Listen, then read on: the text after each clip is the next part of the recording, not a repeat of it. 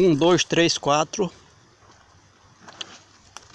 Estamos aqui no meio dessa vegetação para fazer um trabalho a partir de uma pesquisa, estudo, fazer um trabalho de educação ambiental sobre a relação do reino vegetal, a cobertura vegetal com relação ao meio, ao ambiente, com relação às outras formas de vida, com relação aos elementos da natureza.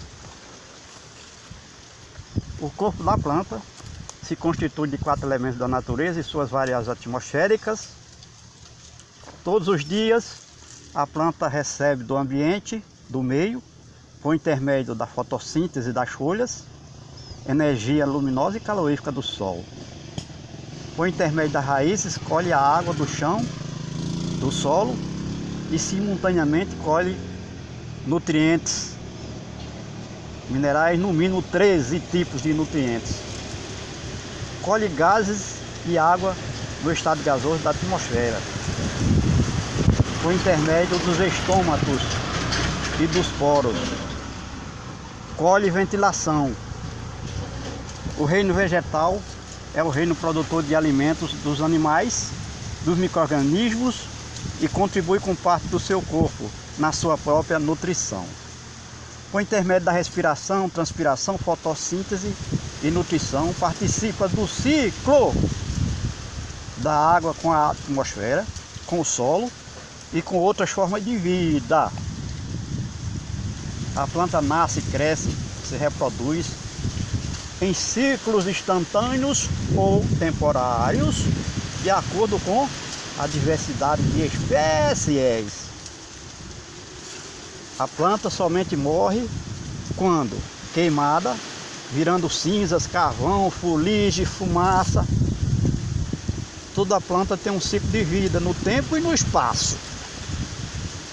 E quando envelhece as células dos diversos elementos do seu corpo, encerrando as atividades metabólicas, que compreende nutrição, respiração, fotossíntese, interrompe o processo de multiplicação de células, que assim a planta não cresce, não se reproduz, enquanto seu corpo murcha, seca, desintegrando-se no ambiente por intermédio das intempéries, e naturalmente incorporando toda a massa do seu corpo ao solo e em corpos de animais e vegetais.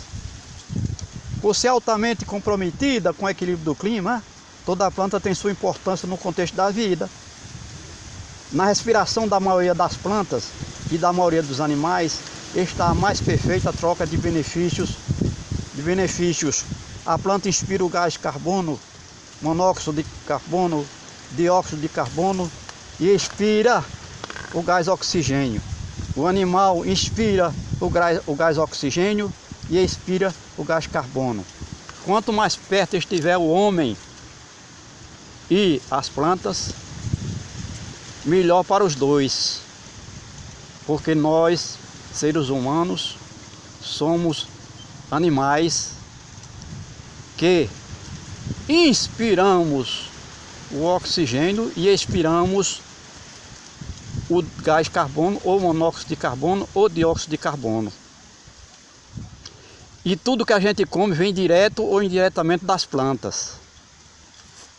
Sem falar no que no reino vegetal está todo o remédio para todos os males da humanidade. Por isso a planta é essencial para a nossa existência no planeta Terra.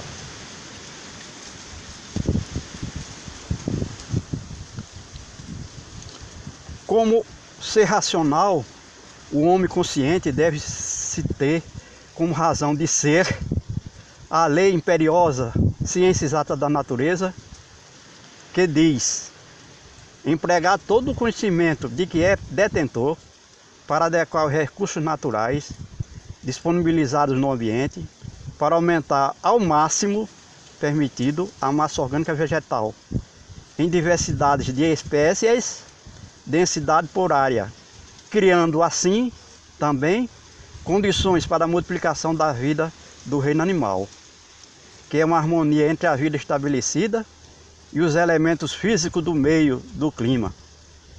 A partir dessa introdução, vamos fazer uma explanação sobre o cupim, inseto do reino animal.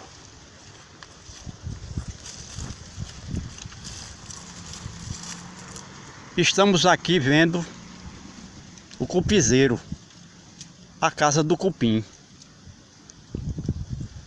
O cupim é um dos animais que mais depende das plantas para se manter vivo.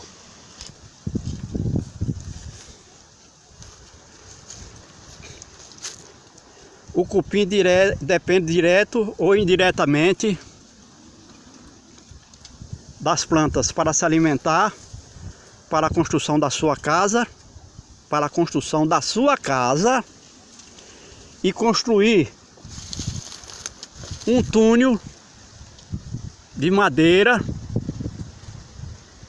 por onde se desloca entre a sua casa e a área de coleta de alimentação.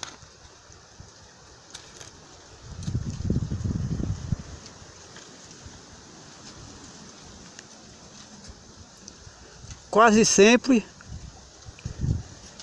a casa do cupim, é o cupizeiro, utiliza uma árvore ou arbusto como suporte.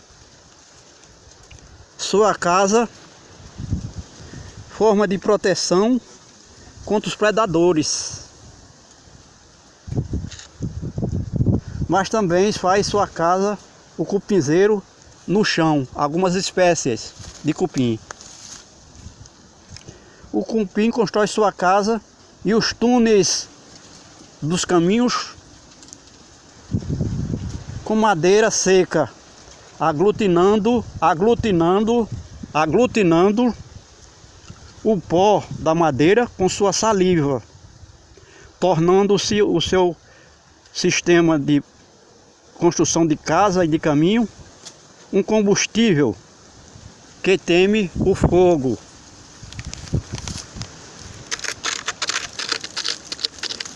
Nós estamos aqui abrindo essa cratera no cupizeiro e a gente vê a quantidade de cupins que reagiram a essa nossa ação danosa.